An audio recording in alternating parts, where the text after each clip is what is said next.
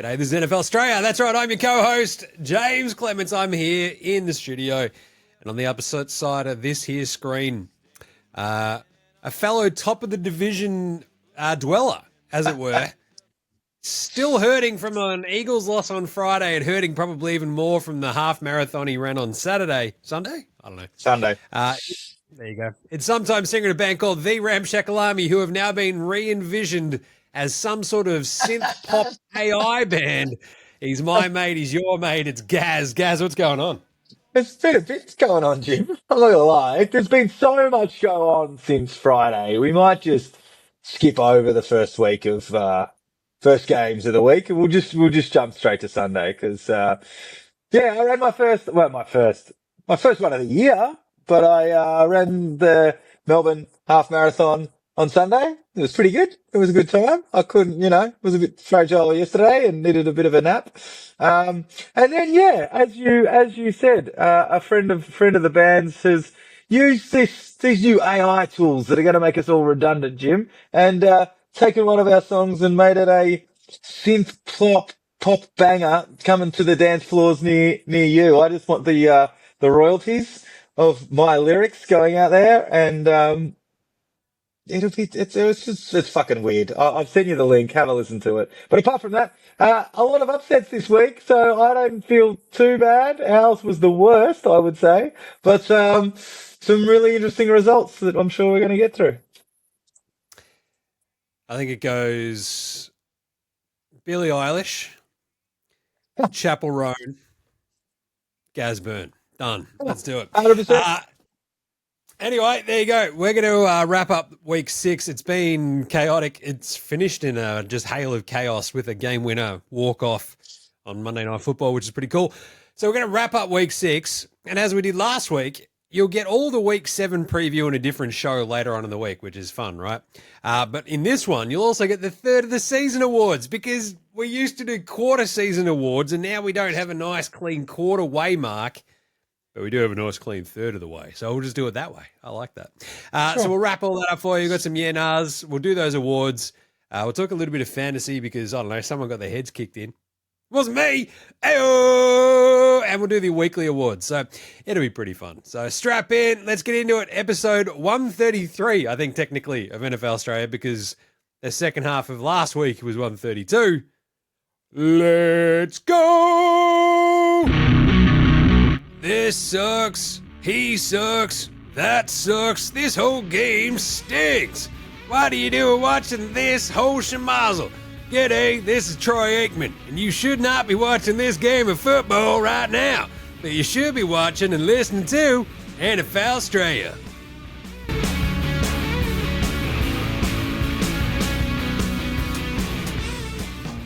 All right, Gaz. I'll tell you what. Who did not like that Monday Night Football game until it got good?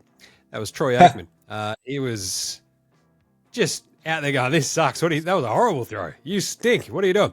Anyway, what a crazy week 6 we got, capped off as well by a pair of very, very wildly entertaining Monday Night Football games. I was just happy. I've got one on the iPad, one on the big tally, just loving the Monday night doubleheader. But hey, what a week it was. Obviously headlined by the Eagles losing to the Giants. That's the biggest headline, I think, from the weekend. Probably nothing about the Titans firing a coach. Yeah, that's an understatement. I think Eagles losing to Giants is an understatement there, Jim. But yeah. Yeah. The big one was the Titans fired Brian Callahn. And no one was really surprised. You're like, yeah, that tracks because wow, do they look like the worst team in football? Wildly underprepared. They look like they've got absolutely no just anything going on for them. My favorite part was that his dad also went, all right, fuck that. Peace. I'm out. And they just left. And I don't think they fired him. He just went, nah, I'm out of here. I'll see you later. So Mike McCoy has been named the interim head coach, which is amazing because you might remember him from such travesties as the San Diego Chargers of the early 2010s. He was fucking horrible then, Gary. So I don't know how this is going to get much better. But anyway. Well, I think the weird thing about that is I don't It's always that mentality. If you get a number one draft pick or even a top five draft pick, they're going to give you a chance to let them develop. So to not even get through, the first third of a season with your number one overall draft pick and then just go, yeah, nah, you're going to fucking ruin this kid. Yeah, So, like yeah, it's a it big should call. buy you. It should buy you 12 months grace, and this bought 100%. him like 6 weeks, and they're just like, nah, you. We saw enough last year where we weren't really convinced, and we thought maybe you might just be better this year with a QB who's a number one. Oh no, you're horrible No. on your bike. Yeah, Pretty yeah, yeah. amazing. But Right. obviously, the big news this week is that Gaz and I's team have the same record. So weird. Is there more teams in the NFL with a 4-2 record than without a 4-2 record? Maybe. I do love this though because I think was it last week? It was like the first time in a calendar year that my team had won and your team had lost, Yeah. and we've just gone back to back. So you little beauty. The lid is Weird. remaining firmly on to the point where I have mates baiting me, going, "Oh, geez, Jim, the division's yours now." I'm like, that's enough of that. On to Cincinnati. Like I'm just like fucking blinkers on. Do not care. I don't want to hear any fucking talk. But the Pats are 4-2, and I love it. Chaos in the NFC East, chaos like everywhere else. I think what is it? The NFC West, they're all 4-2 except for the Cardinals, who are 2-4, which is amazing. It's just a really strange situation in the NFL this week, and I think overall, and like we'll get to injury news and junk in a second. Second, yeah. But that was like the most week six we've ever seen. Week 6. Fucking Like, weird. some shit games, some shit hot games, chaos everywhere, injuries, and like no one really knows what the fuck's going on anymore. Like we kind of had, I think when we do the power rankings each week, right? Like a couple of weeks ago, we're like Philly or Buffalo are fucking rad, everyone else is shit, and now it's like last week it turned out only Detroit is good, and now it's just like yeah, We don't know. We don't know. know, mate. Anyway, there you go. Other news: Zadarius Smith just retired on you guys. He just went, nah, fuck this. I'm What the out. fuck?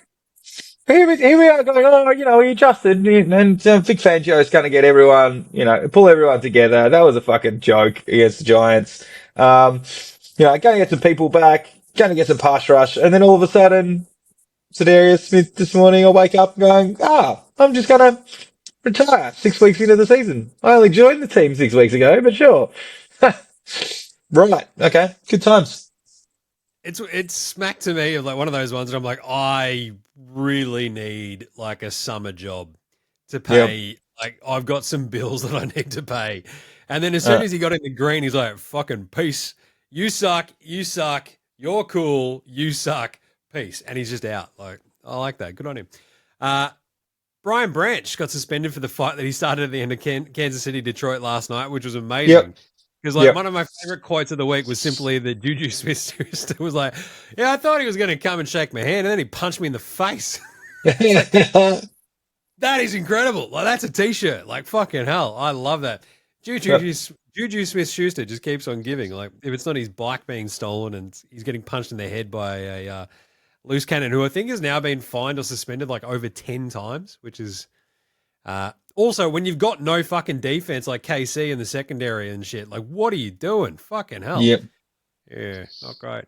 The other ones were kind of like, I don't know, the Niners are getting, they like one hand, like it's full Quatza, right? Queens of the Stone Age. First it giveth and it taketh away. It's like, oh, we're going to get Kittle back and Pearsall back maybe next week, maybe even Purdy. And then they lose Fred Warner for the season. Yep. Which obviously fucking stinks. But yeah. Anyway, the other injuries, Fred Warner, obviously the ankle, like that's huge. Yep. It was big because he's obviously their best player. They lose Bosa. Now they've lost Warner. They didn't even show the replay of this, which is good because I don't need to see a dude's foot go sideways again. You know? No. I've seen enough of those now, I think, where I'm like, I'm fine. I'm actually, I will editorialize myself here and make sure that I don't see that. Join the dots. We just join the dots. I know. Yep. Trey Hendrickson left that game against Green Bay, which is cool because the Bengals' defense has been so good anyway that they probably don't need their best player. Yep. if I were him, I'd be like, oh, geez, yeah, this hammy is pretty fucking sore. Oh, yeah, wasn't it your calf trade? So, yeah, that's sore too. Yeah, but that one, bit of that. Yeah. Was it your left or your right? Hmm. Both. Yeah, Just both. Yeah, that one. The other one, fuck. Emeka Egbuka didn't seemingly do too much to his hammy, but did enough to his hammy that they're like doubtful to return, questionable, doubtful. All right, now he's out. Yeah. It sort of felt like, oh fuck, could he go? And then he sat out. So I don't think we'll see him for a week or two at the very least. We haven't got any sort of official news, I think, about that yet. No. Devin Lloyd sitting out the Jags London game with with a calf. Yep. I don't know. Maybe he's just like, I don't really like mushy peas. Yeah, fish pies. I'm just not about it. Anyway, Javarius Ward. Well, there's like some amazingly bizarre fucking stories from the weekend though, in terms of injuries, right? Particularly that Colts game. Yeah. Anthony Richardson fractured his orbital socket, had to go to hospital, got stitches because of an accident with stretching bands. Yep. Seriously, what? Like, is he that? I struggle to understand how you can do that so badly. Like, there's like an equipment malfunction, as they say. I don't know. I'm rehabbing my shoulder at the moment, Gary, and I've got like all the bands and shit that I got to use to fucking like fix this shoulder. I do, every so often get a bit nervous. I was like, what if that, just because I'm so fucking jerked, I snap this one in half and it just whacks me in the eye. I'm like, I don't think that'll even do it. Like, it'd take a fuckload of something to fracture your orbital socket. Anthony Richardson, just like one of the most unlucky dudes in football. But anyway. How's Shane Steichen having to come out and make a statement on it was like, I'd be like, nah, you guys go and talk about this one. That's fucking nah. I'll let you listen. It. Yeah. We've got video. Yeah.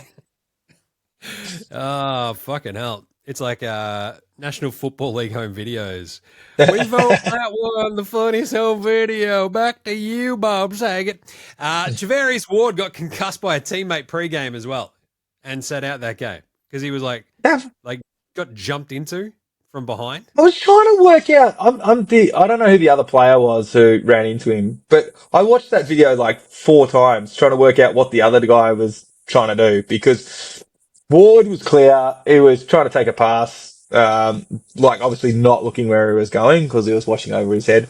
And then the other dude was kind of, he was going sideways into him, but it's like Ward should have been in his peripheral vision. You're like, kind of, weird. All pre-game. Yeah. So strange. And then probably the funniest injury stuff from the weekend might have go back to Thursday night where everybody went into the blue tent to check on Jackson Dart because they hated Russell Wilson so much. And even Scatterboot was like, is he okay? I need to know. Oh! And Dable's like, he took his hat off before he went in, like respectfully, like an old-timey doctor going into into a house or something. It was fucking weird. But so Dart goes in, Scatterboot went in. Obviously Dabo checked. Like, you're not allowed to go into the blue tent. Like, it's meant to be like you and the doctor apparently was in there just going, what the fuck are you idiots doing? Piss off. Like, you can't do this. Fuck off. And Dable's like, I need to know if I need to call a timeout. And it's like, yeah, fucking probably. That was pretty fun. Anyway. Couple of other things that we didn't miss out that we're missing the out because they really, there's actually 3 things worth mentioning, before we get into the game wraps. One was, we tried out last week the whole, we're going to record 1 episode, but split it in 2. This is going to be fucking fantastic. And the thing that we were worried about, Jim, happened 2 hours after we recorded. And that was, we gave a spray to the Bengals for 45 minutes about how much they hate their fans and all that sort of stuff. And why don't they go and get a QB? And 2 hours later, they go and trade for Flacco. So, he's just working his way around the AFC over there. But the other 2 that were worth mentioning is we obviously mentioned the horrible game that the Cardinals played and the fact that they lost on 2 horrible touchdowns. But Gannon confronted his player who dropped the ball, went into the end zone and got fined. Was it 250 grand he got for effectively assaulting his player on the sideline? Oh, I think he got fined 100 grand, and Jerry 100 grand. Jones Jerry got Jones, fined that's it. 250 The other way grand. around. That's the other way around. The other way around. Yeah, Jerry Jones double flipping the birds. Yeah. So the NFL just went, fuck you guys. You guys are supposed to be the role models. It's bad enough that these guys are out there being, being loose units. Well, we can rein the coaches and the owners in. And they're like, I think the Cardinals thing as well, right? Like, so the news sort of kept slowly breaking over the week as well. Like the Gannon stuff happens, but then also Kyler Murray suddenly listed as questionable, then kind of doubtful, then he was out. So they started Jacoby Brissett, which was pretty cool. Hey, Brissett. Jacoby Brissett is like, I don't know, watching him on the Pats last year, I want to say, it was just like, get him out, like, get out of here, you. I want to see Drake May. And then he finally pissed off and, here we are. But anyway, there was also the other one. I think the last bit of news that sort of popped up today was like the no Bucky Irving and no Chris Godwin, I think, for the Bucks this coming week.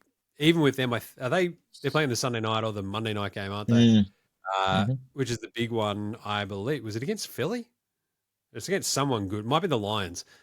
So, yeah, it's kind of like this weird situation where, as I mentioned, like the Egbuka injury, the Bucks have got like no one left at this point. It's chaos. Yeah. So yeah, Evans was out.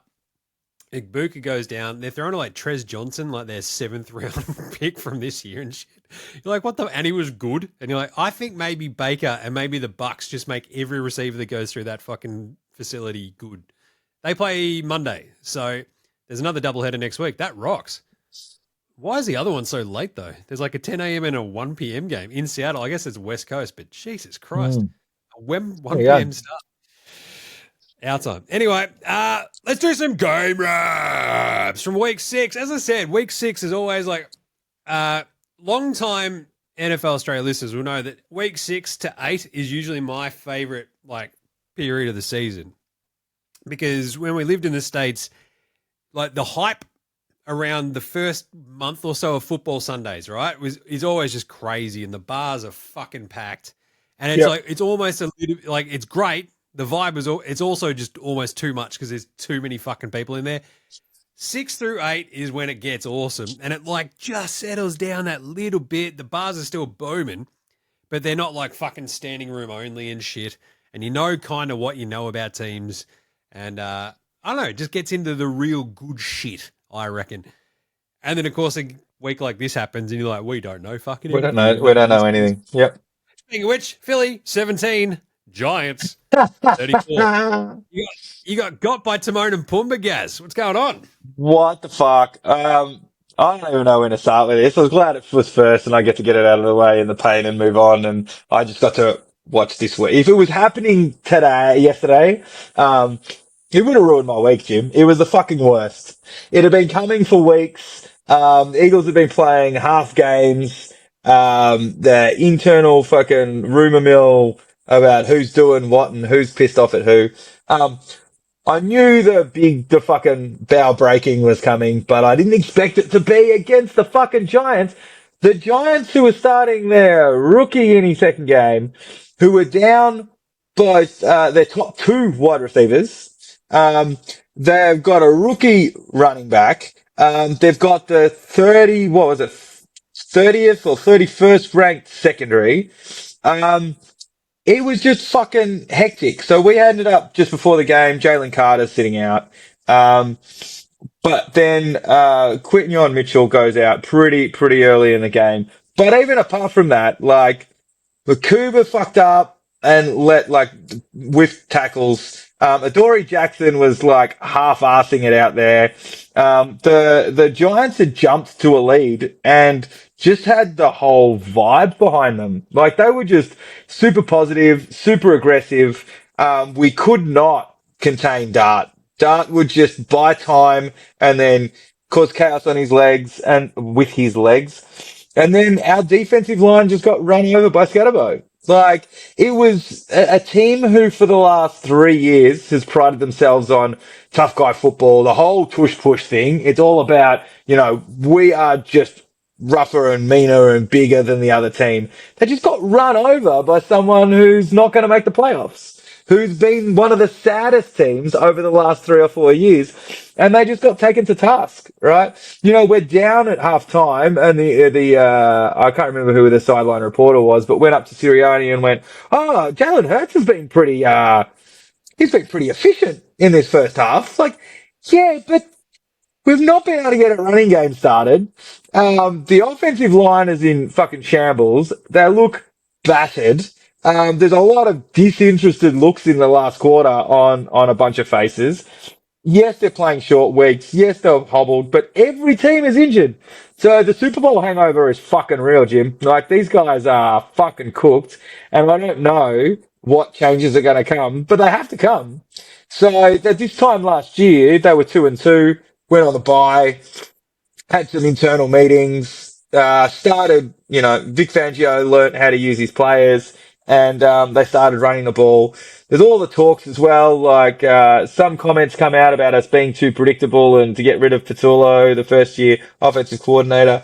And Saquon made a point last year, this week, going, last year we just didn't give a fuck.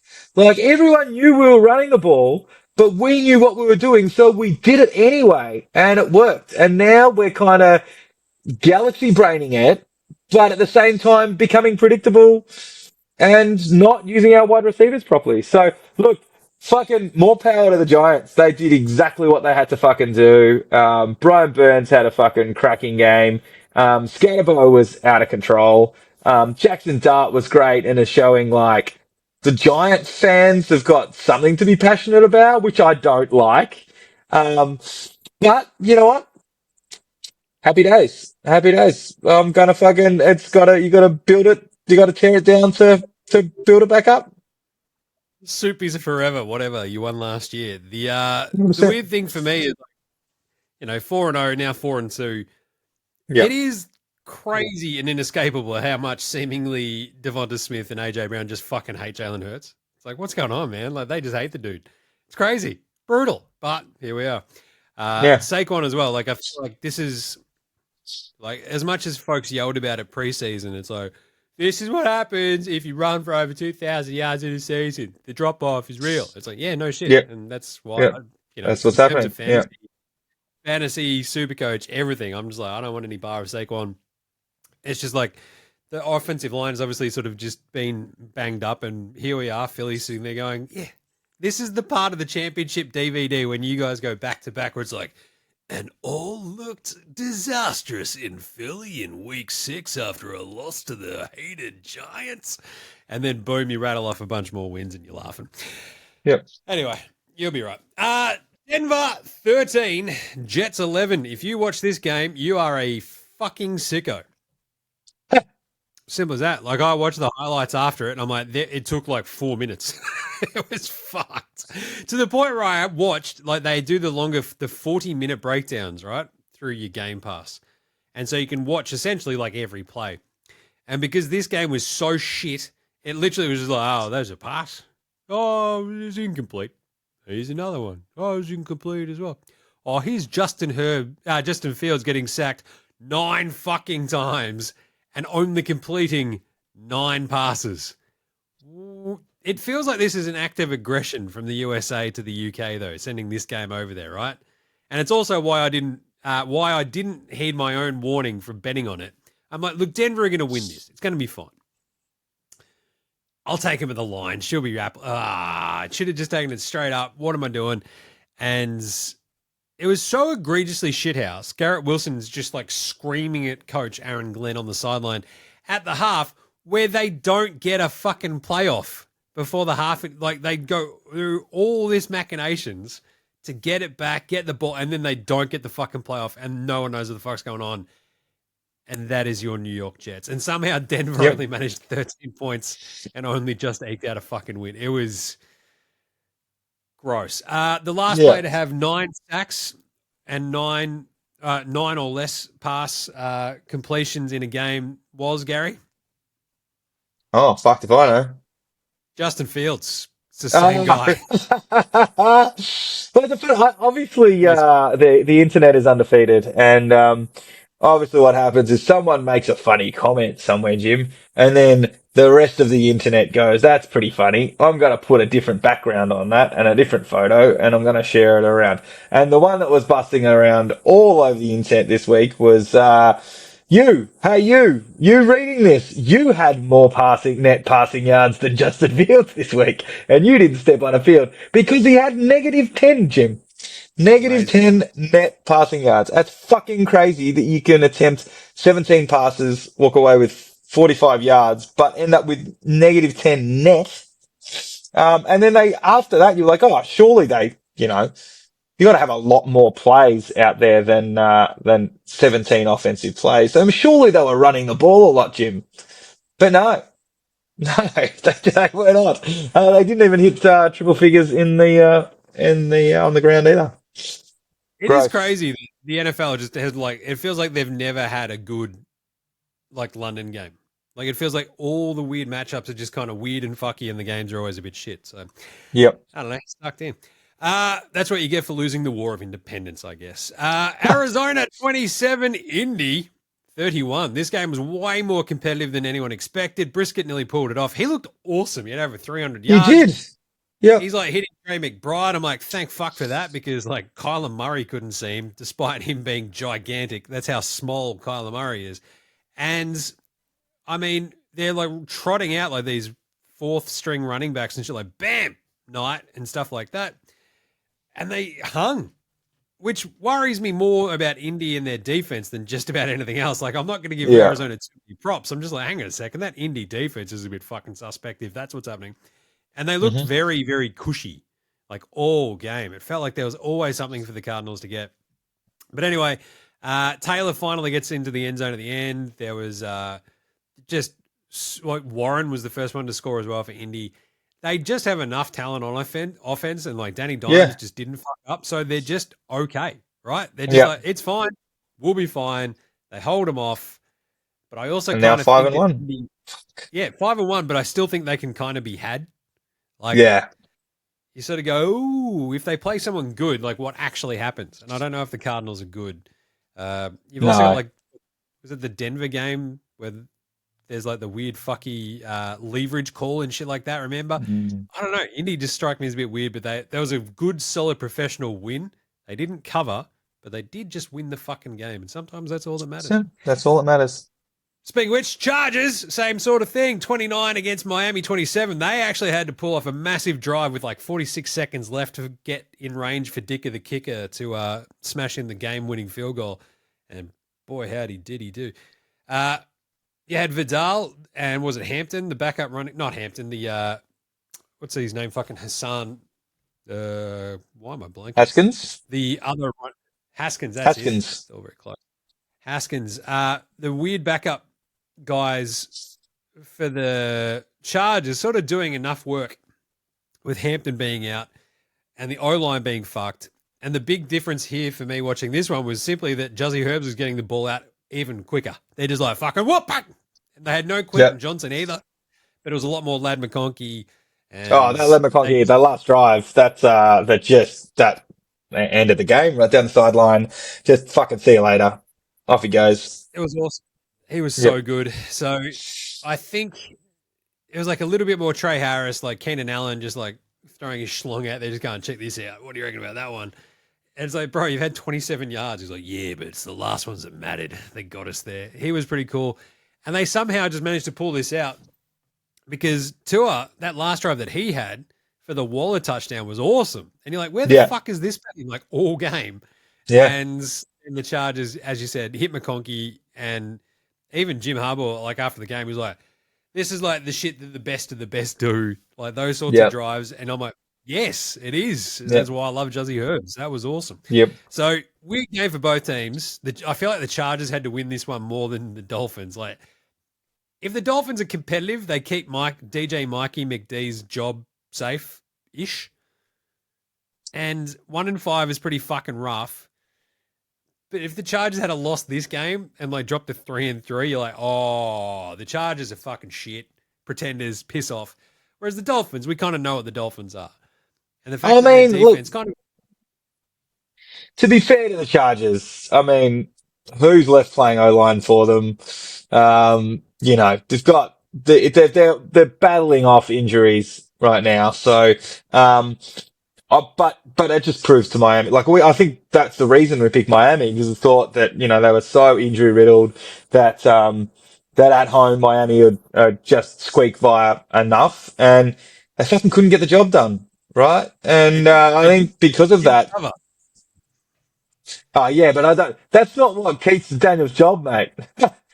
And now the rumors being on it. We didn't mention it at the top, but the rumors are that effectively next loss and Stefanski's gone, and the expectation is it'll be sought after, right? So this puts this week's game between the Dolphins and the Browns. That's the Coach next off. dead man walking. The next dead man walking, right? Not bad. Anyway. There you go. They needed that one. They're now 4-2. Dolphins 1-5, and Yep. I don't know. I like that. So my buddy Murph, big Dolphins fan, he's like, yeah, it used to be tank for Tua. Now we're tanking with Tua. And you're like, yeah. Yep. It's a rough one. The Patriots 25. Woo, woo, woo, woo. New Orleans 19. Should have been a shit kicking, but the refs absolutely dogged your boys in this one, Gaz. This was, I feel like actually, and I probably could have yelled about this at the top. This felt like one of the weird, jankiest, fuckiest kind of refereeing weekends we've seen for a little bit, where there's just the Goff touchdown turnover where they're like, no, he didn't line up.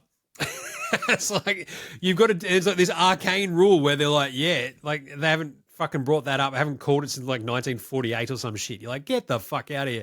A bunch of the bullshit in the Pats game.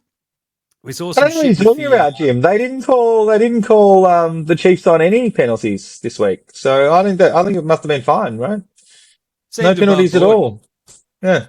Completely above board. And then I think even the Dunze touchdown today, it's kind of weird when you keep seeing really just sketchy shit called that is on the back of really big plays as well, where you're like, what are you doing? Refs? Seriously? What the fuck is happening here? And it kind of kept happening this weekend. There's a couple more that I can't remember off the top of my head, but it was a bit fucky. And this is where I don't know if the US is kind of ready for the gambling conversation as a whole. I'm not sure if they're ready for any conversations as a whole, but yeah. And then this, because if you go on the internet and just NFL rigged, it is fucked. But a lot of these calls, you're like, dude, are you serious? Anyway, some of the Pats ones were fucked. Stephon Diggs on the first, the massive big touchdown they had at the start. You're like, Jesus fucking Christ, can we get a break here?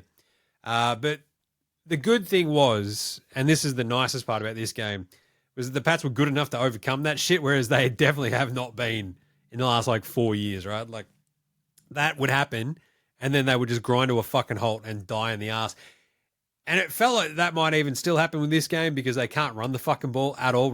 It felt like every time they're like, hey, Ramondre, here's the handoff. And he's like, bang, I just got hit 4 yards behind the line of scrimmage again. And you're like, Jesus fucking, there's no positive yardage here. What is happening? And then Drake May just goes, fuck it, do not care. Check out this next third and long bomb that I'm just going to drop into the pocket of Diggs or Booty or someone. And it fucking rocks. He's so good. I am just fucking beside myself watching him sometimes because, I don't know, the seeds of doubt in your brain, post Tom Brady, you're sort of watching Mac Jones and Brissett and shit, you're just horrible fucking dudes. And Mac Jones has been good, but at the same time, when everything's perfect, Mac Jones is fine, right? And nothing has been perfect for the Patriots in ages. Drake May just goes, he's down there, check this out. Bang, hits him, and you fucking, the seed of doubt, the more times that he just actually rocks up and hits those dudes on those massive passes in those massive moments, this is such a fucking great learning curve to be on, right? To hit those passes when you actually need to hit them in games like this, where it's it's a week 6 game against the Saints, but you got to fucking win the game, and he did. So the Booty touchdowns are incredible. The hits to Diggs, that like two of them got it called back. It was bull fucking shit, I think, on both pass interference calls. The push off down the sideline. Where the point where like the fucking commentator's like, I don't see that. You're like, yeah, no, Yeah, that was anyone. Meanwhile, I ticky think on, tacky. I think they call it, Jim. Ticky tacky. and then I think on the next one, like Mac Hollins got fucking KO'd, and there's like, no interference on that one. You're like, fucking. I Jesus, mean, he doesn't wear shoes. Mac Holland, what he like, gets. But he gets what he gets. so this is like the second game this year where it's kind of like a couple of weird fucky things go against you, but they at least won this game. They lost the Steelers game, of course. Yeah. But here we are. Good win. Good win. 4-2. Feeling good. Feeling great. Cleveland 9, Pittsburgh 23. An absolute beatdown. The Steelers fucking just ground them into dust. This was a weird, like this just disappeared off red zone as well. I don't know if you noticed, guys, because I had the TV on. So jumped out of, I was down in the lounge room for this one in the morning. And I'm like, cool, iPad red zone, TV on. And it just disappeared. I didn't see a fucking thing in the back half of this game. After like the DK, like there was an awesome DK touchdown that Rodgers threw, and then nothing else happened on red zone ever again. You're like, oh, did they call the game off? Like, and it's like you look at it, oh, it's finished. Like, fuck, you did. Because the Browns are shit. Dylan Gabriel's too small, and they've now lost, I think, 22 straight regular season games in Pittsburgh. Have the Browns? Holy shit! Back to 2003, so it might be 23 straight now, which is crazy. They have not won in Pittsburgh, apart from the random like playoff game they won in 2020 in Pittsburgh. Absolute chaos. Dallas 27, Carolina 30. Unless, look, I think the only little thing I want to say about Pittsburgh was Rodgers looks fine. Like he keeps looking fine and good and is doing the shit that they need him to do. The defense is super solid. Cleveland fucking suck though, and I do not know how I did not throw even more money on this because I was so nervous about the Cleveland defense against Pittsburgh, right? And against old ass Aaron Rodgers. But it was like Pittsburgh off a bye at home, Cleveland coming back from the UK and playing in Pittsburgh. So what the fuck? How could anyone think that Cleveland were actually going to win that game? Like that first touchdown to Hayward, right? I'm fucking nervous. I've got Rodgers in my dynasty. I've had him for years, and I'm like, so I've watched a lot of Aaron Rodgers football.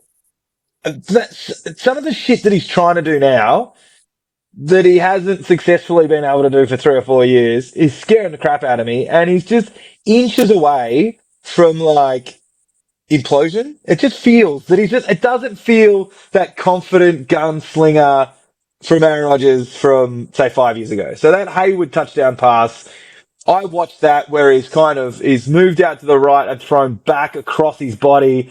And from the camera angle, like the defender from, the Browns defender has leapt out in front of Hayward and he was fucking centimeters away from that being an interception, right? I'm like, you can't be doing that anymore, bro. Like that's what ends up. Do you want to be sitting on the couch in January? Because that's how you sit on the couch in January.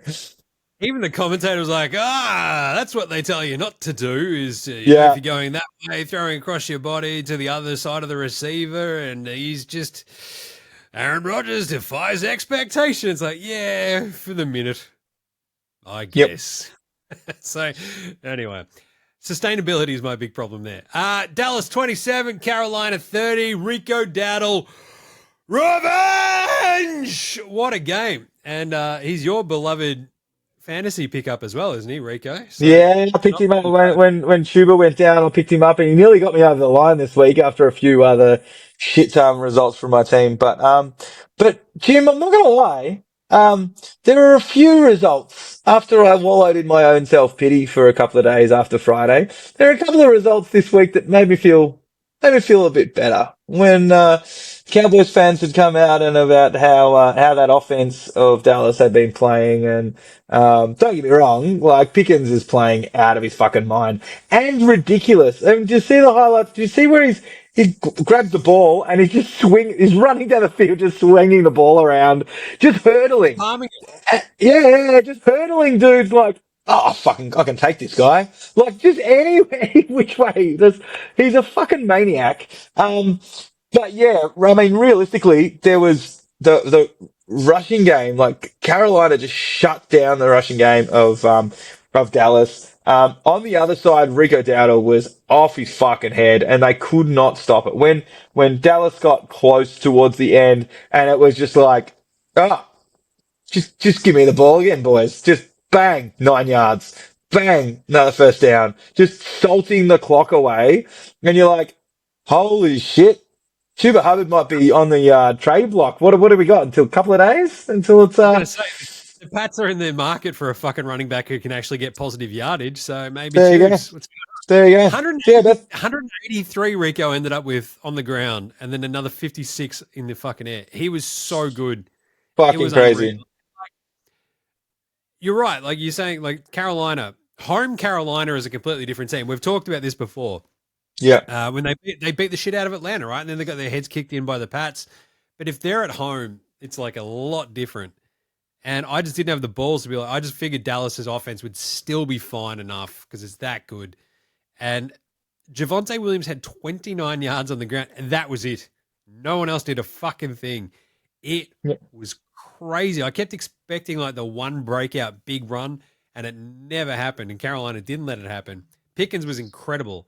Like the Yeah. one where he just had the seam and just like went straight diagonal across the field was fucking beautiful for the touchdown. Yep. On the other side, Carolina, Ted McMillan, he hadn't had a touchdown so far in his rookie season, ended up with 2. He crushed it. Only 29 yards, but two touchdowns. He was fantastic. Great job by Carolina. We'll talk about the third season awards in a second, but they're up for a couple. Seattle 20, Jacksonville 12. But boy, JSN, it's amazing watching him grow up. He's so tough. Like right out of the gate, they absolutely fucking lit up Jacksonville. And the Jags, like, were obviously still in this towards the end, but Trevor Lawrence just kept doing Trevor Lawrence shit. And like the Jags, I think messy is the biggest thing about the Jags, right? It still just sticks in my brain. They're just fucking messy. Like there was the big Brian Thomas completion called back because of a fucking penalty every time. And like Lawrence was fine. Yep. But at the same time, he still got sacked 7 times. And it's like by the 4th one, he's just like, oh God, oh God, oh God, oh God. Like it just kept getting worse and worse and worse. Yep. Each sack that he copped. And JSN has 162 yards. Darnold was fine. Kenny Walker, Charbonnet, they couldn't do too much on the ground against the Jags, but because they sort of put that hurt on them pretty quickly in the second quarter, right? Like as soon as they had control of the game and they scored the second, like the touchdown in the third quarter, the game was over. And like the Jags just couldn't do shit. And they just kept fucking up towards the end. And the Seattle D line, as you mentioned, the 7 sacks, but also 17 QB hits and only gave up, 59 yards on the ground. Like that's fucking dominant, right? Yeah. Cause it was like, I think Seattle came out of the half and scored on their first drive. And it was just like, yeah, that might almost just do it. And then that was about it, right? Until I think they scored early in the fourth quarter, but they just didn't have enough shit to them. So they're so messy. And this is at home. Like, what are you doing, Jags? They're another team. So 4-2, but it feels like every win of theirs has been wildly arsey. Yeah. Or they beat the Panthers. Yeah. Like, they had that weird Texans game. They beat the Niners. Last week's win against the Chiefs was stupid as fuck, where Trevor Lawrence falls over twice. Chris Jones just decides to give up and not chase him. And anyway, 4-2 feels about right. Rams 17, Baltimore 3. This should have been the shit kicking of the year, and it wasn't. Puka goes out with an ankle twist, sprain, and kind of felt like they never had much of a chance, the Ravens, but it was still only like 3 points, 3-3 in the first half, and you're like, what the fuck is going on here? I've like loaded up on Puka and Devontae, and Puka goes out. Devontae didn't do a giant amount. Wasn't that threatening. It felt like they were sort of getting after Stafford a bit too. But the problem was Baltimore couldn't really run much. Outside, like Henry had 122, right? And they just couldn't do anything with it. Like that's what I was like. They just couldn't do anything with it. You're like every time they sort of get close, it's like run it into the end. Oh no. And like they'd have these like goal line stands. Like we'll go for it on 4th and 1. Oh fuck. How are you not getting into the end zone? I'm like, just a 1st and goal. I think it was in the first quarter, and it just never happened. And after that moment, like they'd run Henry, they'd run it, and then they'd get close and they'd fuck it up. and it was just all over Red Rover, and they managed 3 points for the entire game, which I'm pretty sure they got on the first drive. Yeah, it's definitely first quarter. Yeah, for sure. But the fact So, when you're tiling, you know that it's desperation times when they're turning to Snoop Huntley, right? Like you don't do that out of choice. You do that because you don't feel you got anything left. And, yeah, Cooper Rush he's not him, right? He's the guy who filled in admirably for the Cowboys a couple of years ago and, had people questioning Dak Prescott's job. He's moved on and Cooper Rush just has never been the same again. yeah, so they scored their field goal in the first drive, the Ravens, and then There did you not go. score again because they kept going for these 4th and 1s, shit like this, and it's just like they kept getting stopped, and it was brutal. Like there was the Flowers fumble as well at some point that just stopped them Yeah. dead on another one, and you're like, dude, this. Yep. But then the Rams just sort of, took their chances when because it was 3-3 at the half. That is fucking crazy, and then they basically Yep. score. The Kyron Williams touchdown, he has that sick catch down the sideline that actually gets them within there. And then they score off the turnover on the next play, basically, and the game was over. So, Yep. the Ravens. We'll talk about them again in a second. Cincinnati 18. Oh, wait. Tennessee 10, Raiders 20. This game was horrible. Like, Genty looked fine when he actually has a chance to look fine. He kind of, young man, come on. Like, yeah, he put up 75, but, it was 3.3, 3.5. He just still doesn't have room, right? That's exactly right. Like his longest rush was 13 yards. When he has that space, he just fucking goes and he eats it up. The problem is like the amount of times where he gets hit at basically the point of contact. You're like, Jesus, can you do something to get him some space? Fuck me dead. This was another one of those weird gambling ones this week where he, I think, had 75 yards, and then when the time he had the 75 yards, then they took him out of the game. The rest of their starters were still in. The game was not completely salted away. It's like, this is a bit fucking weird and suspect as well. So, yeah, anyway, whatever. Good job, Raiders, I guess. What else we got? We got Cincinnati 18, Green Bay 27. Green Bay are fine. Like, whatever. Flacco gave him a bit of shit. Chase was vibing it. Started off slow. There was nothing going on in the first quarter. Like, kind of eased into that as much as he could without knowing the playbook after 3 days. You know what I mean? Got in there and then, but yeah, not really troubling the scorers too much.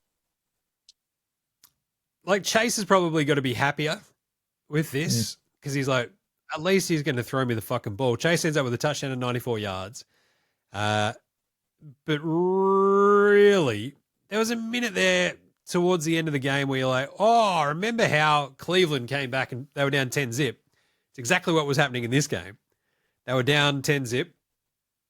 Then they scored a touchdown. And you're like, oh, God, he's going to do it again. Oh, no, Green Bay scored and then ran away with it. So, Green Bay, the Kraft touchdown was fantastic. Josh Jacobs had a couple. And that was the easiest bet for me of the week. I was like, Josh Jacobs, 2+, let's go.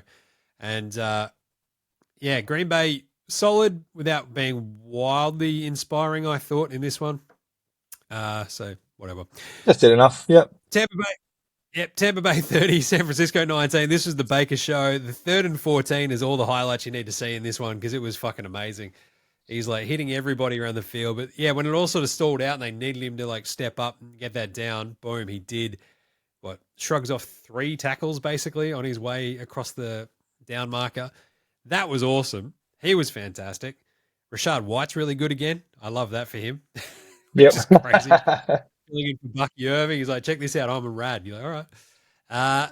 But yeah, the Baker receivers, Cameron Johnson, Sterling Shepard, Cade Otton, Tez Johnson, Igbuka, and Rashad White. It's just Igbuka goes out halfway through this game.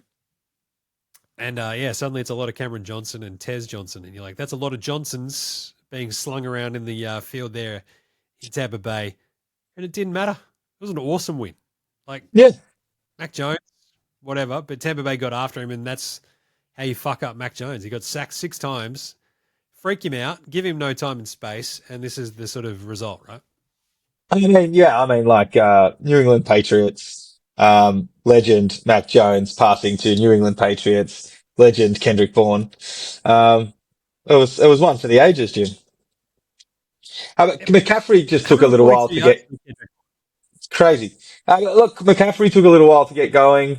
The injuries just keep fucking adding up for San Fran. We say it every week, but like, fucking hell, that Warner one that's the heart and soul of that defense, right? So, and he's also kind of that quarterback calling the plays, organizing.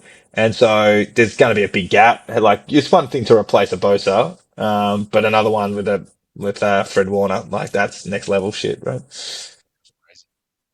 And then the three big ones to finish off the week. Detroit 17, Kansas City 30. Too many defensive injuries, I reckon, for the Lions, really. Just reared There's its no ugly one head. left on secondary. They got no one left in secondary, right? But they also had their chances. Like the Goff touchdown gets called back, as I mentioned earlier, where he basically they snap it and they throw to Goff. Awesome touchdown. And there's like some weird fucking penalty about him. I don't know, not lining up properly and some shit. Like, Jesus. But this goes to one of our old Outback Takehouses. If it's a cool enough play, put the fucking flag away. Simple as that sometimes, right? Simple. That was fucking Yep. gnarly. Let it stand. You have the Amon-Ra drop on fourth down as they're sort of getting back into the game later on too. But KC, it just sort of feels like they've gotten back into a bit of a groove, found a bit more of their identity, I guess, with Worthy back, with Hollywood Brown, Mahomes sort of just slinging it here and there, taking off when he needs to. They still, like, it feels like though the Hunt and like the rushing attack combo, right, of Pacheco and Hunt is sort of at least working a little bit better together as well. But for me, mostly this was because the Detroit Lions played outside against a good team. And here we are. There we go. They had a shot of Jared Goff sitting down out like on the bench later on in this game, and he just looked like it's when you turn your phone on and it's like a selfie camera and you're like laying or sitting on the couch or something. You're like, Jesus Christ, I don't look like that all the time, do I? It's like, look like a double thumb. fucking 40 chins and shit. Yeah, you look like a thumb. That's exactly what Goff looked like sitting on the fucking sideline. That's not a great look. Come on, Jared. Come on.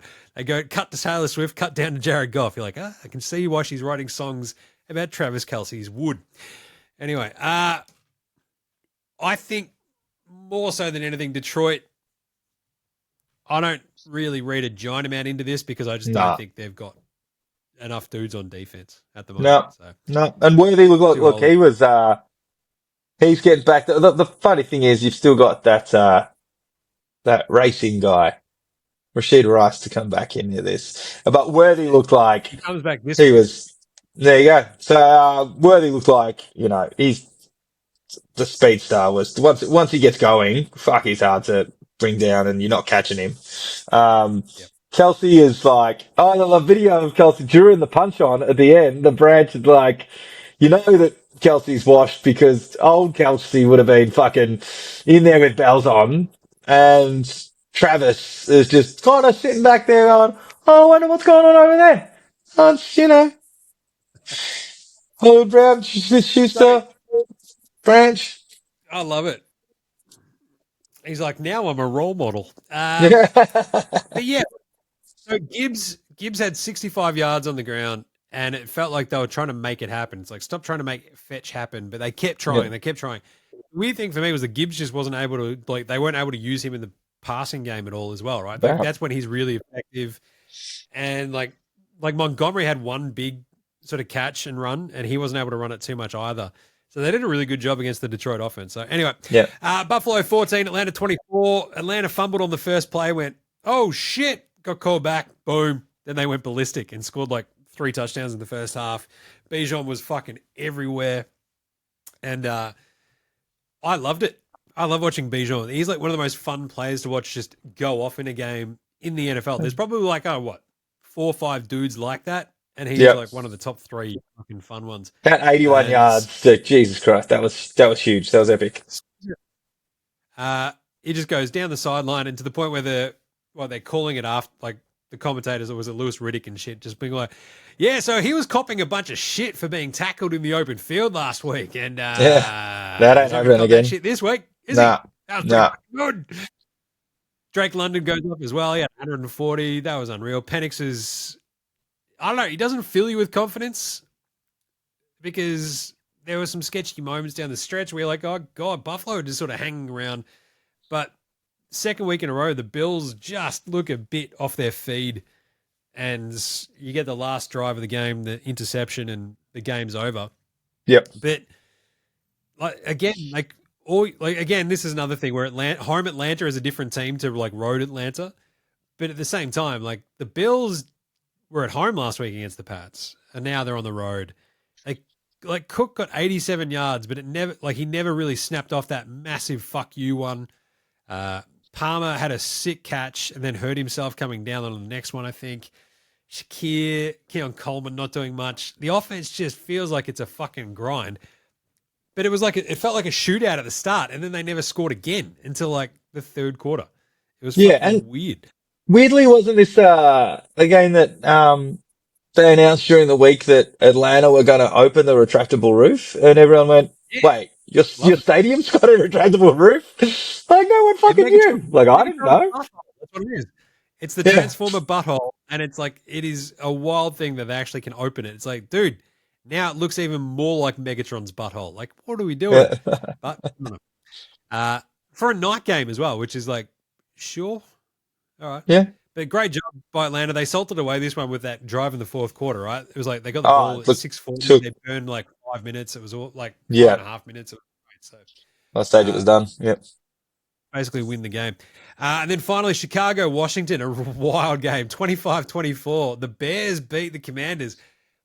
And I only just got over the line in my fantasy matchup with Jaden Daniels and Bill Cross-Kamara because they just kept fucking fumbling the ball, Gary. Just to each other.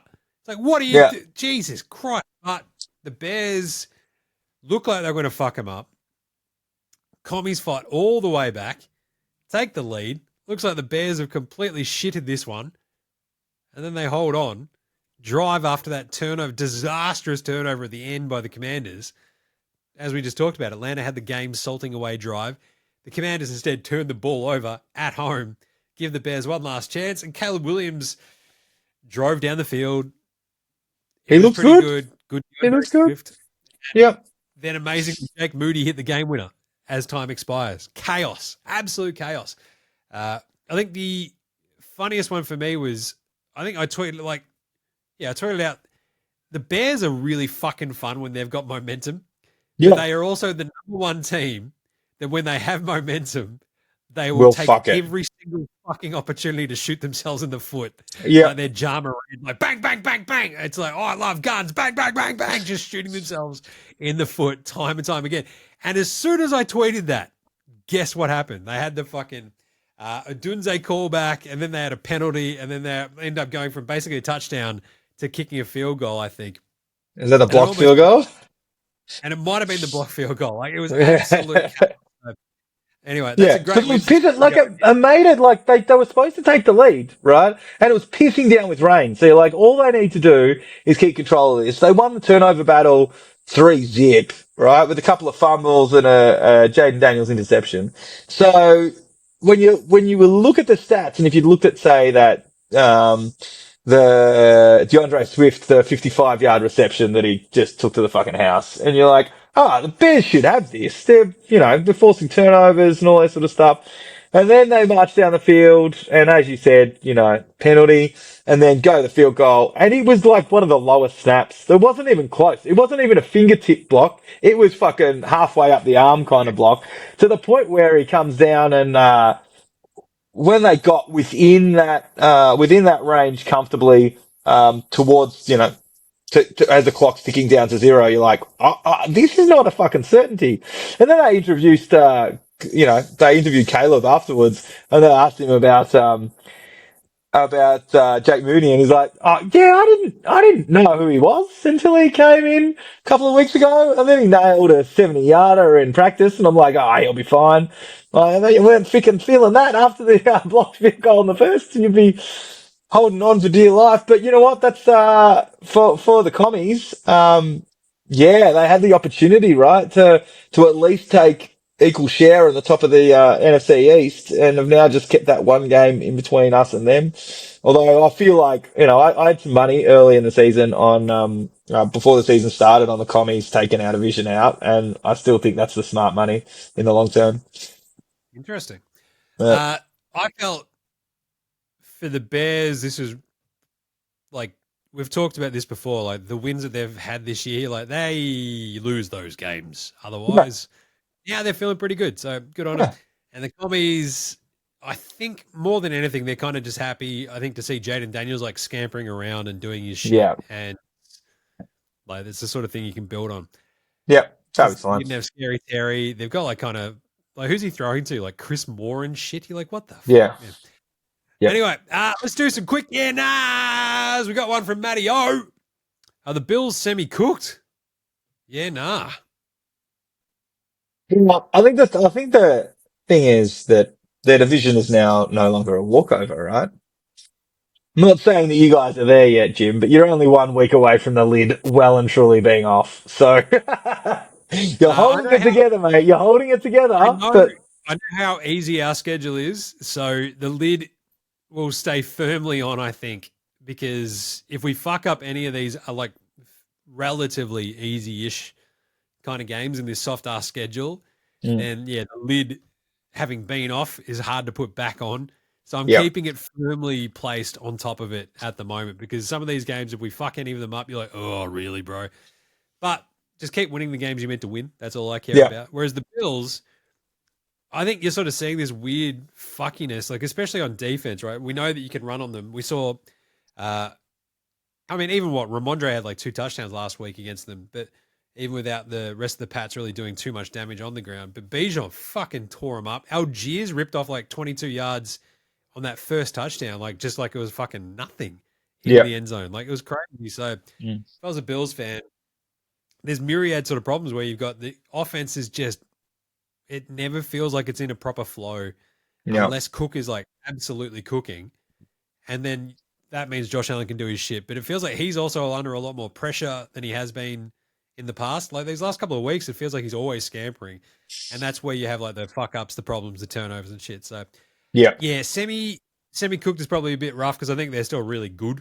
And I think yep. they'll be fine. So I'm gonna go, nah, not semi cooked. Because like, yeah, the Pats have got an easy schedule, but the Bills play most of the same teams. So yeah, I think they'll be right. Should the Ravens tank? That was a good one that popped up across the radar. Yeah, nah. I'd say fucking maybe at this point. Well, I know it's fucking hard. Like we're only a week removed from us saying they've still got a shot, right? Like, as we said, we talked about the Steelers and we're like, they're not a dominant team. So they're doing enough. So they only have to drop a couple. I know it sounds ridiculous because it's 5-1, right? Oh, sorry, 1-5. And when you're looking down that list of injuries. Awuzie, fucking, you've got guys out like, obviously Lamar, fuck, Roquan. Like, there's just some really Stanley. You got some fucking, yeah, some big names there. But you're like, they've still got the talent there that a couple of those guys back. Lamar could go on a bit of a run because he's going to be rested for everything else except that injury. And you go, fuck, they could go on a tear here and make a push for at least the division. But probably, there's some good teams with a record above them that they'd have to catch for a wild card. But you know what? The Steelers dropping a couple and all of a sudden they're back in the hunt. So I don't know. It might be a bit premature for a tank if Lamar can get back in the next couple of weeks. It sounds ridiculous that a 1-5 team could still be talking playoffs, but this is where we are in that division at the moment. They still have 5 more division games. So they beat the Yeah. Browns in week 2. They kicked the fuck out of them. And Yep. then, yeah, so they've still got 2 games against the Bengals, 2 games against the Steelers, including the last week of the season. So I don't There think you they're quite go. dead yet. So Nah. you'll hear people. You might even hear someone like an idiot like me. So, geez, maybe you should trade Derrick Henry to the Pats. That'd be nice. But also, like, they're not going to do that. They're not going to tank. They'll be fine, ish. But I don't know if they lose the Bears game after the bye. If Lamar is back and they lose that game, I think that could almost be cue in the rack time and go, right, yeah, maybe we should. They then play at the Dolphins, at the Vikings, at the Browns. So that could get pretty messy pretty fucking quick. And finally, are the Bucks the best team in the NFC, Gaz? I mean, I've got to do these power rankings later this week. I think I might have to have a complete tier at the top of it just saying they've got that shit to them and it's just the Bucks because they might be the best team in the NFC. I mean, if you think about the fact that everyone's excuse for dropping games is, this section, this part of our team's really injured. We've got no secondary left. Oh no, the Lions, it's the secondary. For us, we're blaming the offensive line. But fucking, the Bucks are one of the most injured teams in the league, right? And they just still, Baker has got that dog in him that just keeps squeaking out the wins. So now, if you think that a few of these people, Ibuka comes back, Godwin comes back, like a few of these players, Bucky Irving, and like all of a sudden you're like, fucking hell, that's formidable if they can do this right now. It's pretty interesting, right? They're the only 5-1 team in the NFC. Yeah. The only other one is Jim? An Eagles team that was holding on for dear fucking life. Yeah. Amazingly enough, the Colts are the only 5-1 team in the AFC. But anyway, let's do some third of the season awards. Third of the season, third of the way through the season. Give me some ideas here, Gaz. MVP. Am I right to give it to Baker? I think I have to give it to Baker, then Danny Dimes, then Dak, then Josh Allen, then probably Mahomes at fifth. What's really holding Dak back is his record on the back of that defense, right? Because when you're playing from behind consistently and you know you're in a shootout, you're just padding stats. I mean, look at fucking, Burrow was doing it constantly because that defense is fucking woeful. Yeah, kind of. I don't know if Danny Dimes is up there in an MVP conversation, but I don't know who else to compare to. So I feel like Baker's kind of feels like he's standing alone at the moment, right? Yeah, like from an MVP point of view. Like, yeah. You think about the first third of the season, who's done more to get their team where they are? And I don't think anyone's topping Baker at this point. So yeah. Defensive Player of the Year, I'm going to give that one to probably Hutchinson. The rest of the list is all pretty interchangeable for my liking, like Micah Parsons, Will Anderson, Garrett, Jonathan Simmons. Like Jonathan Simmons is out there just like a one-man wrecking crew by himself. It's like, just get this man some help.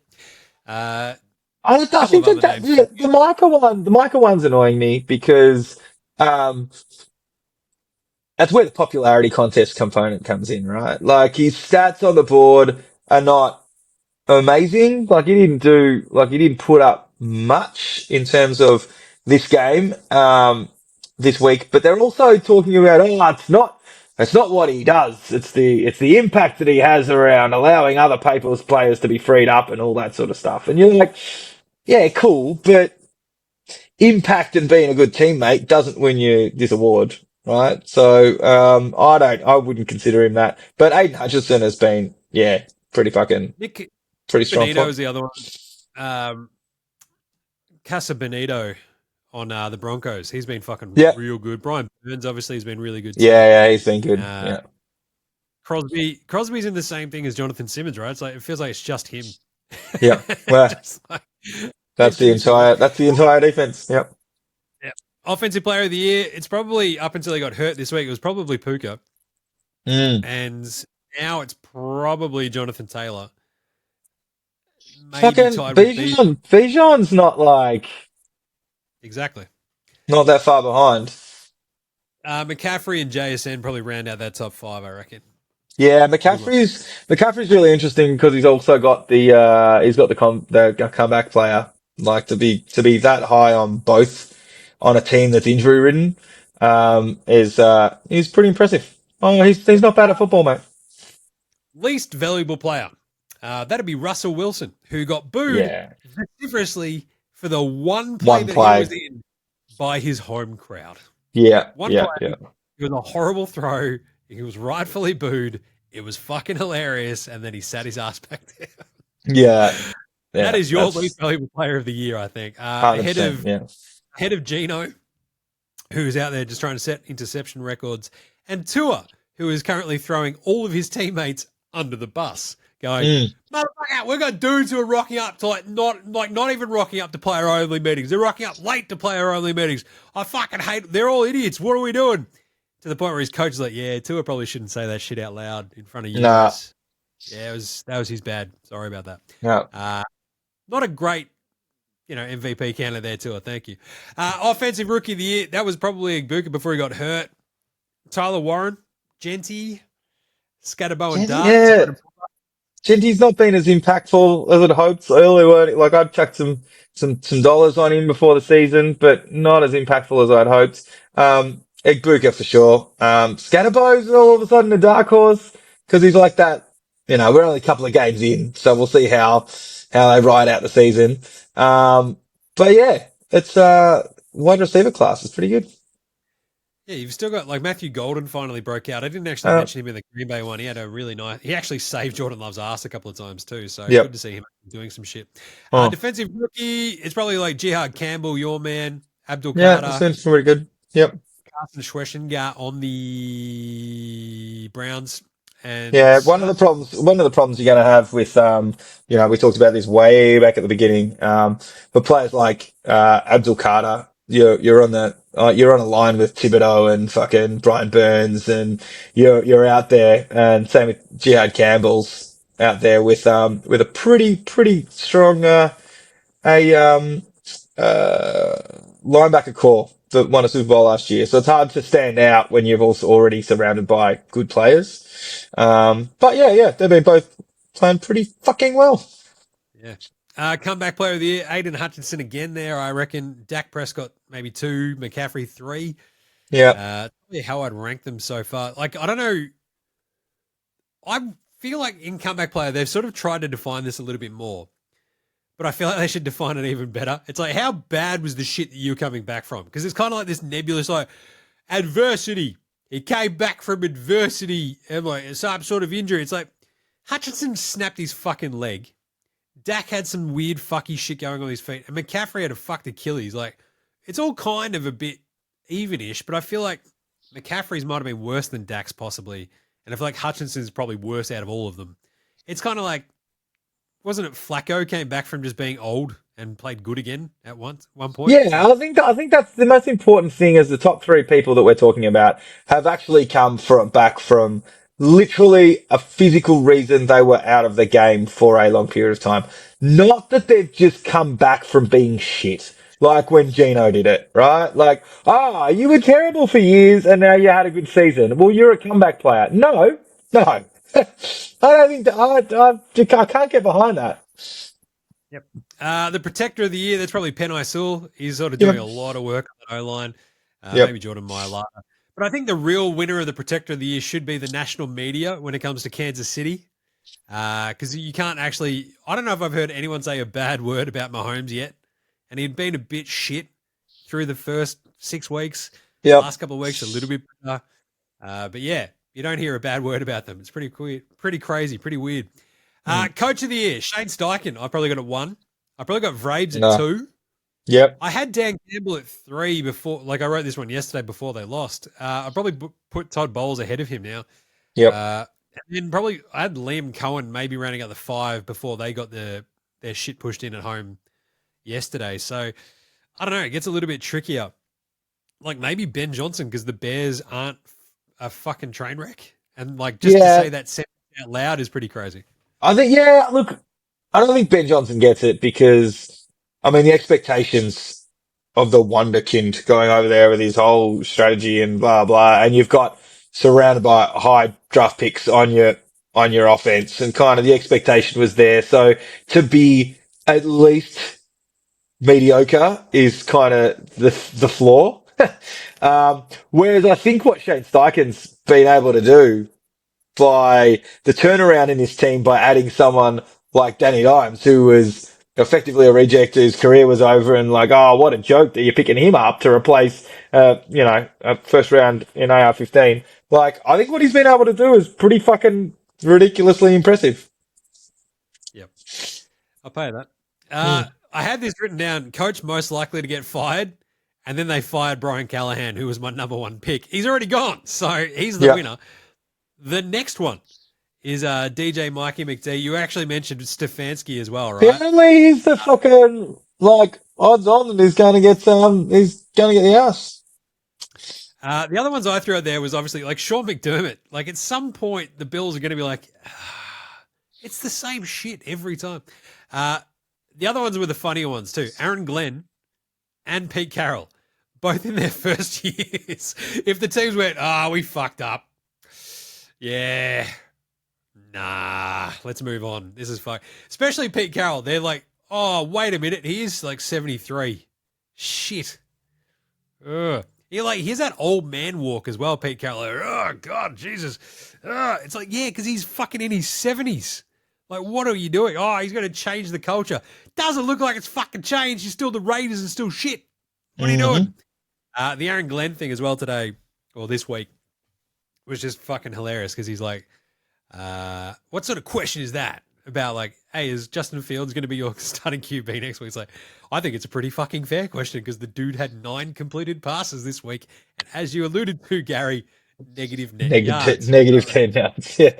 His entire thing was meant to be, I'm a defense dude. And like the stats since like they fired Robert Salah last year, the defense has been a fucking train wreck for the Jets. Like, what is going on? So anyway, and then my favorite one is probably coach who saved their job the most in the first third of the season. Shane Steichen, clearly. Yeah. He might go on to win coach of the year. Brian Dable, boom.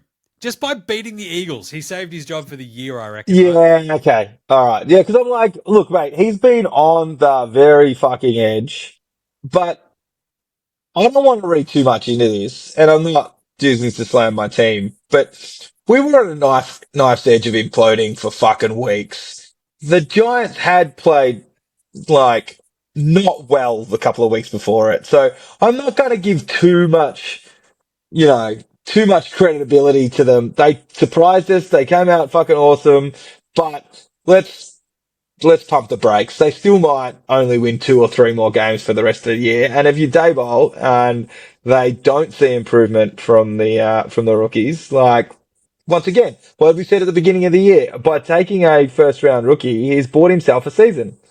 So let's see how we go. I like that. The other one was obviously Dave Canales. So we mentioned the Panthers. Home Panthers is a different team. They are quite literally, they're currently 3-3. Their home record is 3-0. Their away record is 0-3. They are a completely different team. But that win over Dallas, I think that's just like that massive one for him where he's Fuck yeah, what a scalp.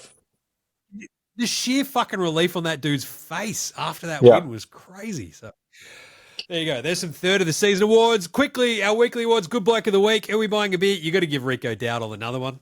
Yep. The revenge. Amazing for him. Jake Moody. Bloke got cut. Comes in for Cairo Santos. In the wet. Kicks the game-winning field goal as time expires. That was fucking huge. And he looked cool as a cucumber doing it as well. I'm like looking at this just like, oh, fuck. Like what a stressful minute for all The Bears interview, fans out I don't know if you heard it. So they interviewed him after Caleb, and like they were just talking to him, and it was like, "Oh yeah, he was pretty good. Like I was just, they're just real like fucking nonchalant and quiet." I'm like, Jesus, dude, fucking, there. yep, okay, Dicker the Kicker had a game winner as well. That was pretty good by yep, him. He fucking nailed that too. Drake May. I didn't actually mention this one earlier, but he joined Patrick Mahomes, Dak that's Prescott, right, and Dan Marino yep, as the only QBs who are 23 and under with 200 plus passing yards and 100 plus passer rating in 5 straight games. yep, That's pretty fucking good. that's And he's also impressive. like the only Pats QB since Tom Brady just to be any good. Yep, I don't. That's official gym stat, that one. There you go. So adding to that, look, I don't want to or have to buy them a beer, but I think you have to mention Jackson Dart and Scatterbo because neither of them are going to have to buy a beer in New Jersey for the next fucking 20 years, right? One of my CTE bugbears is too as coming on well. strong. What are they saying? That Scatterbo's going to have the best 3-season career before he retires and doesn't walk again. Yep. He's got a touch of the seedies. Yeah, Seedy. yeah, The one of my bugbears still as well though, like old mate, no mates, is when the Giants or the Jets play at home, can we not do the Manhattan skyline? Like, dude, they're in Jersey. Do you know how yeah. far you have to get the train to get to that fucking stadium from Manhattan? It's a really long way. Like, fuck off. Anyway, flog of the week, old mate, no mates, obviously Tua. As I mentioned before, throwing his teammates under the bus, going, yeah, dude, we've got players here who aren't rocking up to player-only meetings. It's like, okay. Some of them are late to play. He just kept doubling down. You're like, Tua, I don't think your guys are going to appreciate this. They asked some other dudes after it as well, and they're like, yeah, you probably shouldn't say that sort of stuff outside the locker room. It's like, yeah, fucking hell. That team is fucked. Myles Garrett, old mate, no mates. I'm going to put Rodgers in the graveyard, man. He had 0 sacks and 0 solo tackles this week against Aaron Rodgers. Everyone on the Jets. Garrett Wilson trying to fight Aaron Glenn at halftime, being, what the fuck was that? How do we not get a playoff, you idiot? And just imagine that plane ride home for that Jets team. That's just, it really doubles down on the bus ride from the stadium back to the hotel, old mate, no mates fashion. The plane ride home is like That's got to be tough work. Times worse. Yeah. Jesus. And the Packers, they called a fucking timeout when McPherson kicked the record-setting 67-yard field goal. Oh, Jerks. bastards. What the fuck is that? He nailed it. Bastards. That's old mate, no mates. Outback Takehouse, we got into this one earlier. The Ravens are still going to win the AFC North. I doubt it. It all depends on how far away Lamar is. I know they weren't amazing before he left, but yeah, I'm going to go with yes. Good job. The Pats should trade for Derrick Henry or Breece Hall or fuck it, Garrett Wilson. I don't really care, but a running back would be nice for the Pats. Chuba Hubbard. Hello. You are a patriot. One from Murph. I enjoyed this one. He's just like, Drake May is a better shot at beating Mahomes in January before Josh Allen. And I'm like, that's bait. That's bait. Fuck you, Murph. I'm not answering that. Nice. I like it. That's bait. Little Aussie Battler of the Week. We actually had the Mick Dixon Seattle experience. We had Torrey Taylor, obviously, in prime time today, as well as Mitch Wish. Booting in the rain. Yep. I think both Mitch Wish, so on Buffalo, and was it Crawshaw on Denver? Big days. I think they both had 6 punts because those games were fucking pretty crazy. So not bad. I think Crawshaw had a ripper of a day too. I think his longest was like 62 or something.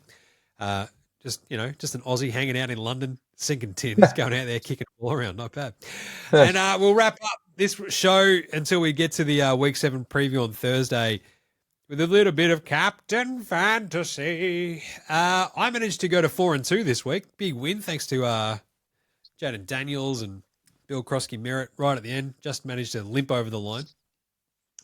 I was feeling pretty bad because I'm like, I didn't think about Daniels versus Danny Dimes, who sat on my bench, and he had 23. And I believe I was trailing by 23 today. I'm like, oh, fuck. I'd already be in the clear at this point if I just started. Anyway, but Jaden Daniels scored 22 in the end, so that was all right. And I just got over the top of Brett. So that was good, the tush pushes. So that moves me to 4-2. A lot of the league is around sort of that 4-2, 3-3 spot. And Gaz. I didn't have a good one. Seattle kept me close. Tavis 6-0 now because he even lost Puka and Garrett Wilson doing his hurting his knee a bit. Yep. And he still kicked the shit out of you. So I ended up I was reaching for that I was reaching on the free agents to have a quarterback. I ended up with Mac Jones because they had both Stroud and Purdy out. And I'm just trying to cover positions at the end there. So yeah, my team's not looking great, Jim. Not gonna lie. Fucking nice. Shoot the guy who drafted that for me. Yeah, geez. I don't know. The fact that like I still keep looking back at those first couple of rounds and going, oh shit. The dudes that I was like thinking, oh well, maybe I should have taken Derrick Henry for Gaz there. He's been pretty fucking bad Nah, anyway, that's right? the whole thing. All the wide receivers have not been great. Like as in the top 4 or 5, apart from people like McCaffrey. But if you look at Desert Henry and Saquon and like yeah, it's up the top there. It's been early picks of the draft, injuries going down. Like yeah, it's been pretty fucking brutal. Nice one. And obviously Supercoach, we cover all of that on Jim Does Supercoach, but I think it literally just finalized then. I'm still ranked in the top 1% for NFL Supercoach, which is fucking Wow. rad. 340 overall. That's really good. Yeah. Despite a little bit of a weird week where I only scored 495, but that's like the weird thing where if the other top ranked players as well have, those similar underperformers, like if your points of difference to those guys are, doing pretty well, like I've got Jackson Smith and Jigba and George Pickens and stuff, and they're probably 20% owned, 30% owned versus like a Puka Nakua who everybody's got and only managed Yeah. 7 points. Or a Dunze is this massive cash cow, only managed 8. The big problem for me this week was bringing in Javonte Williams and being like, this would be awesome. Scored 11. And I thought I was like, I galaxy brain myself. I'm like, I'll actually sit Jahmyr Gibbs up against KC and put Javonte Williams on the field. Turns out that was could have been a horrible mistake after the Williams game when he had 11. But Gibbs only managed 14 points as well. So it was a little bit of a fucking dodged a bullet moment. So, yeah, feeling pretty good. But, yeah, ranked, what did I say? 340th overall. That's fucking good. So That's pretty crazy. make sure you listen to Jim Does Supercoach. I don't know what to tell you. We're doing pretty good. It's pretty fucking good. All right. We'll finish off this one here, and then you can hear the rest of the picks on the Thursday little dip-in episode. So that's it for episode 133 of NFL Straya. Spoiler alert, though, I did beat Gaz by, I think, the 3 different picks we had this week. I managed to nail all 3 of the different ones. So shit. I pulled back within 2. Let's Okay. fucking go. There you go. Because, yeah, I think because if you go back the Friday videos of the picks, I ended up siding with you about the Raiders. Oh, Which okay. was lucky. Initially, we had that one different. But I nailed Seattle over Jacksonville. Yeah. I had Atlanta over Buffalo, which was my big call of the week. And there was what was the other different one we had? Oh, yeah, Detroit, KC. I had KC in the end, I think. That's right, because I think initially we had KC, both of us, but changed. No, we both initially had Detroit. I changed it to KC on the Friday video, just screaming, where are they playing? It's Detroit, outside. I want no bar of it. So we'll have all the Week 7 picks for you on the little quick hitter on Thursday, so check that out. Make sure you get around all of the stuff that goes up on the YouTube. We've got all the power rankings, all the picks, the Thursday Night Football preview, all that good stuff. It's been awesome to sort of see some of that pop off, so I appreciate it. Get around us on the rest of the socials as well. TikTok, Facey, Twitter, IG. We're everywhere. That's what we do. Check us a rating review on your podcast app as well. What are you doing if you haven't done that already? Fucking seriously. Rate, review, star, comment, like all that sort of shit. Not asking much. Jesus, you know how this works at this point. It's 2025. Big thanks always go to House Hats for the intro and outro song, They Rule. Also, I don't know, go listen to Jim Does Supercoach. NBA Straya is back with a vengeance now as well. All the preseason stuff, like the season preview gear is going to go up this week. We've got win total over-unders. I fucking love a good win total over-unders episode. We're doing East and West this week. That's going to be pretty good. You can also sign up to the Buy Me a Coffee for NBA Straya, where you get access to the exclusive specific Dead Set Legends Club. Put up a new episode of that yesterday as well. So go check that out. You get exclusive shit. It's very fun. Gaz, you got any plugs? No, just our normal cheesesteak tipping. Get in early this week. We'll always, post it on Thursdays, and it's a mad scramble. I do it myself. Get in early. Get it on Thursday morning. Get your tips in and win a free cheesesteak on Gino. Cheesesteaktipping.com. They haven't announced. I don't know. I don't even remember who I picked, but they haven't announced the winners yet. So Gino will do that tomorrow, no doubt. Because yeah, Follow them on the socials. I'm like, oh, geez, Buffalo, shit. All right, geez. Oh, yeah, no, I'm going to go. I'm going to go with my guts and go Atlanta. Anyway, there you go. Episode 133, Dunskies. You'll hear all the Week 7 picks on Thursday. So we'll catch you in a bit, you dickheads. See yous. Later, Hosen. I've been broken. I've been stripped. The flesh is dripped.